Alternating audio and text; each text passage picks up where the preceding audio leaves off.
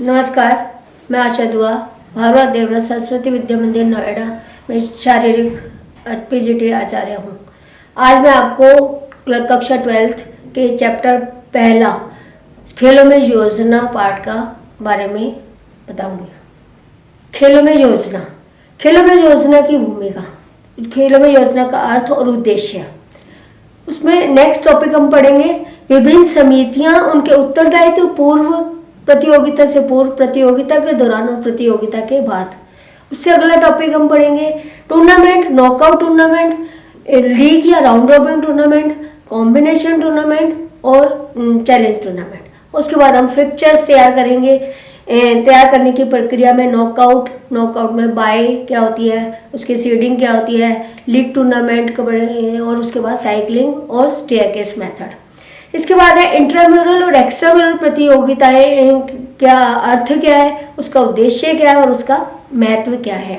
Next आ जाएगा विशिष्ट खेलकूद कार्यक्रम, जैसे खेल दिवस, स्वास्थ्य दौड़े, मनोरंजनदायक दौड़े, विशिष्ट दौड़ों के कारणों से जो खेल होते हैं और एकता के लिए दौड़े। आज ये फर्स्ट चैप्टर के टॉपिक है। आज हम पढ़ेंगे खेलों में योजना है क्या। किसी भी क्षेत्र में, अगर हम किसी भी क्षेत्र में सफलता प्राप्त करते हैं तो हमें उस कार्यक्रम की जो है योजना बनाना अत्यंत ही आवश्यक होता है, क्योंकि बिना योजना के हम किसी भी उद्देश्य को प्राप्त नहीं कर सकते हैं। आज के प्रतिस्पर्धात्मक समय में आगे बढ़ने के लिए अगर हम बिना योजना के कार्यक्रम करते हैं तो अंधेरी सुरंग में चलने के समान होता है। आज शारीरिक शिक्षा एवं खेलकूद के क्षेत्र में हमारे पिछड़ने का मुख्य कारण यही है कि हम जो है योजना बना करके अपनी तैयारी नहीं करते हैं, और शारीरिक शिक्षा एवं खेल में दीर्घकालिक योजना के अभाव के कारण ही जो है अपेक्षित उपलब्धियां नहीं मिल पा रही हैं। देश के विद्यालयों में शारीरिक शिक्षा के कार्यक्रम को प्रभावी योजना के साथ लागू करने की आवश्यकता है। राष्ट्रीय व अंतर्राष्ट्रीय प्रतियोगिता में उचित योजना के अभाव में ही जो है वो अधिकांश खिलाड़ी सहभागिता तक ही सीमित रह जाते हैं, पदक प्राप्त करने तो दूर की बात है। अतः शारीरिक शिक्षा में उपयुक्त दीर्घकालीन योजनाओं को लागू किया जाना चाहिए। राष्ट्रीय पाठ्यक्रम की रूपरेखा 2005 नेशनल करिकुलम फ्रेमवर्क 2005 में सहगामी क्रियाओं पर विशेष बल दिया गया है और शारीरिक शिक्षा के एक अनिवार्य विषय के रूप में माना गया है। अतः भारत के विद्यालयों में शारीरिक शिक्षा को सुनिश्चित और प्रभावी योजना कार्यक्रम की आवश्यकता है। उसके बाद आ जाते हैं कि योजना का अर्थ क्या है।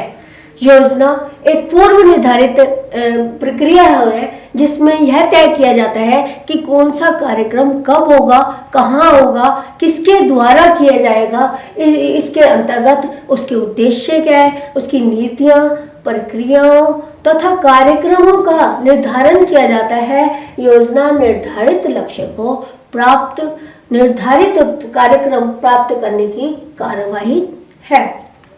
अब जो है अलग अलग राइटर्स जो है योजना की अलग अलग परिभाषा देते हैं, क्योंकि हर एक व्यक्ति का मत अलग अलग होता है। तो आज हम एलन के अनुसार योजना जो है भविष्य को निर्धारित करने हेतु एक क्रियाजाल है, जिससे हम अपने भविष्य को निर्धारित करेंगे कि हम आगे किस पद पर जाना चाहते हैं, तो उसके अनुसार ही हम अपनी योजनाएं तैयार करेंगे। एक और राइटर है जो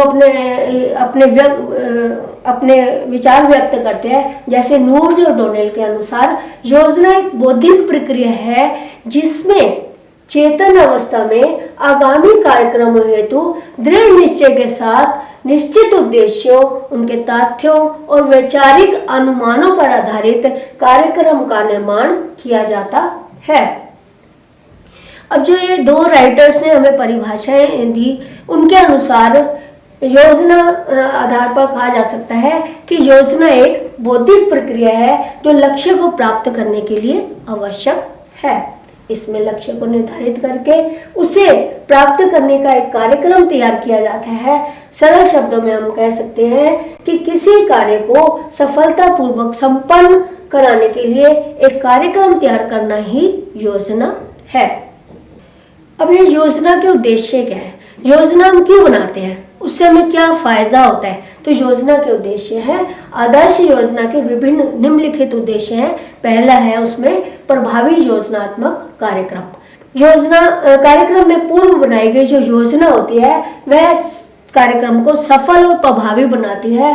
और पूर्व निर्धारित योजना में सभी समितियां जो है अपना अपना दायित्व निभाती हैं। योजना कार्यक्रम से पूर्व ही एक समितियां बना दी जाती हैं जिससे वे अपना कार्यक्रम जो है अपना अपना दायित्व निभाती हैं। इन्हीं कारणों से कार्य समय पर निर्धारित मानकों के अनुसार जो है वो संपन्न हो जाता है, उसमें किसी प्रकार का कोई व्यवधान नहीं होता है। उसके बाद आ जाता है प्रतिस्पर्धात्मक क्षमता में वृद्धि। जब हम योजना बनाते हैं, जिस समय हमने योजना बना ली कि इस तिथि को हमारी प्रतियोगिता है, तो वो उस प्रतियोगिता के अनुसार जो है उसमें हमारी क्षमताओं में वृद्धि होने लगती है। हम ज़्यादा समय निकालकर हम प्रतियोगिता के लिए तैयारी करने लग जाते हैं और खिलाड़ी अपने जो स्किल है उसमें कुशलता प्राप्त करने लग जाते हैं। उनके जो है अपनी क्षमताओं में वृद्धि होती है। लक्ष्य निर्धारित करने पर जिस समय लक्ष्य निर्धारित हो जाता है तो लक्ष्य प्राप्ति हेतु परिश्रम करता है और उसके प्रदर्शन में जो है वो सुधार होता है। अतः प्रतिस्पर्धात्मक अपने पूर्ण मनोयोग के साथ जो है प्रतिस्पर्धा में हिस्सा लेता है। नेक्स्ट आ जाता है गतिविधियों पर प्रभावी नियंत्रण। जो भी कार्यक्रम की जो गतिविधियां होती है, अलग अलग स्टेशन पर अलग अलग गतिविधियां होती है, उनका आपस में जो संबंध होता है वह अच्छा होता है, वह एक दूसरे के पूरक भी होता है। यदि हम योजना पूर्वक कार्य करते हैं तो गतिविधियों पर हमारा पूर्ण नियंत्रण होता है तथा कार्य चरणबद्ध तरीके से सफल होता है। उसके बाद आता है सामंजस्य में वृद्धि होती है।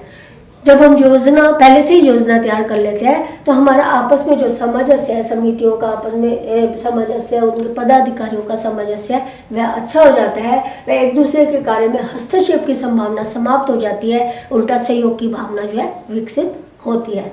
सभी पदाधिकारियों से सामंजस्य जो है वो बराबर बना रहता है। अगला पॉइंट आ जाता है प्रबंधन में सहायता। योजना बनाने में प्रत्येक कार्यक्रम का जो प्रबंधन है वह आसान हो जाता है। सभी कार्यों को विभाजन जो है योजना से पूर्व ही कर दिया जाता है, जिससे सभी अपना अपना कार्य जो है वो पूर्ण तरीके से करते हैं। अतः किसी कार्य में कोई व्यवधान उत्पन्न नहीं होता। अगर कोई व्यवधान उत्पन्न हो भी जाता है तो तुरंत उसी से संबंधित अधिकारी को बुलाकर उसका निवारण किया जाता है और सभी संबंधित व्यक्तियों के कार्य की प्रगति का विवरण आसानी से प्राप्त हो जाता है। उसके बाद आता है लागत में कमी। जब हम पहले से ही योजना बना लेते हैं तो आयोजनकर्ता जो है उसकी लागत में कमी आती है, क्योंकि पहले से बनाई गई जो योजना होती है उसमें हम अलग अलग जगहों से पूरी कोटेशन लेकर के सामान मंगवाते हैं, तो उससे हमारे को चीप एंड बेस्ट चीज़ जो है उपलब्ध होती है और हमारी जो है आयोजनकर्ता की जो है लागत में कमी आती है। उसके बाद आता है नवाचार के लिए प्रोत्साहन। जब हम योजना बनाकर हम नवाचार को प्रोत्साहन देते हैं, यानी कि जब हम योजना बनाते हैं तो हमारे मन में नए नए विचार उत्पन्न होते हैं और उन विचारों में से कुछ को इम्प्लीमेंट भी करते हैं, जिसके कारण जो है हम अपने विद्यालय के खेल कार्यक्रम का आयोजन, मान लो कि हम अपने विद्यालय के में खेल कार्यक्रम का आयोजन कर रहे हैं तो उसमें हम नए नए तरीके अपनाते हैं, चाहे वो भोजन में हो, चाहे वो व्यवस्था में हो, चाहे स्वागत समिति में हो, तो हम नए नए चीज़ों को लोगों के पास प्रस्तुत कर सकते हैं। उसके बाद आता है टीम तथा प्रतिनिधि मंडल में सुविधा में वृद्धि होती है। योजना पूर्व किए गए कार्यों में के आयोजन में प्रतियोगिता में भाग लेने में जो है टीमें जो होती है उनके प्रतिनिधित्वों को किसी प्रकार की कोई असुविधा महसूस नहीं होती है। और दूसरा, टीम के सभी सदस्य अपने पूर्ण मनोयोग के साथ उसमें भाग लेते हैं। जैसे मान लो कि कोई टीम आई है यहाँ पर प्रतियोगिता के लिए हमारे विद्यालय में और उसको स्वागत ही बहुत अच्छा मिला। जैसे ही स्वागत हुआ उसको तुरंत उसके रूम में व्यवस्थित भेज दिया गया। पहले से ही नेम चिट लगी हुई थी कि उस रूम में जाना है, वहाँ भेज दिया गया।